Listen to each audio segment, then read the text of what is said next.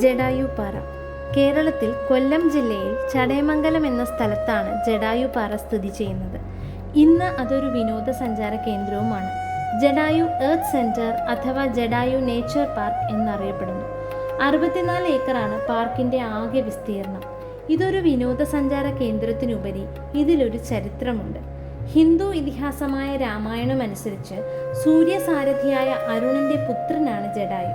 ജടായു ഒരു കഴുകനാണ്. ശേലിയാണ് ജടായുവിൻ്റെ മാതാവ്.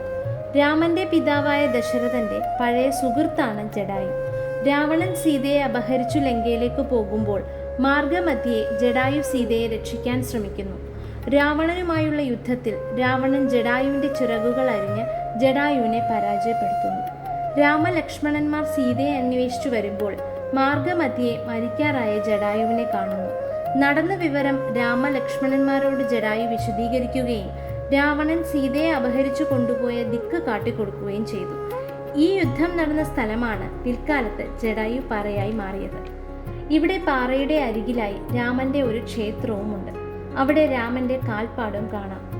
പാറയിലേക്ക് സഞ്ചരിക്കാൻ 1 കിലോമീറ്റർ ദൂരത്തിൽ കേബിൾ കാർ സംവിധാനം ഒരുക്കിയിട്ടുണ്ട്.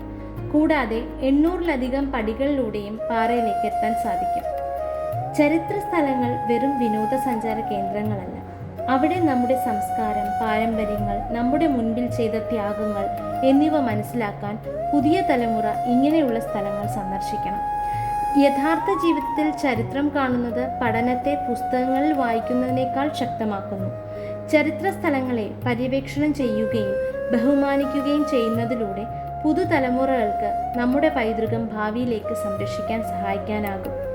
പുതുതലമുറകൾക്കായി ലോകത്തിലെ ഏറ്റവും വലിയ പക്ഷിശില്പം സൃഷ്ടിക്കുന്നതിനായി 10 വർഷം സമർപ്പിച്ച പ്രശസ്ത ചലച്ചിത്ര നിർമ്മാതാവും ശില്പിയും ഡിസൈനറുമായ രാജീവ് അഞ്ചലിന് നന്ദി അറിയിക്കുന്നു. ജയ് ശ്രീറാം. ലോകാ സമസ്ത സുഖിനോ ഭവന്തു.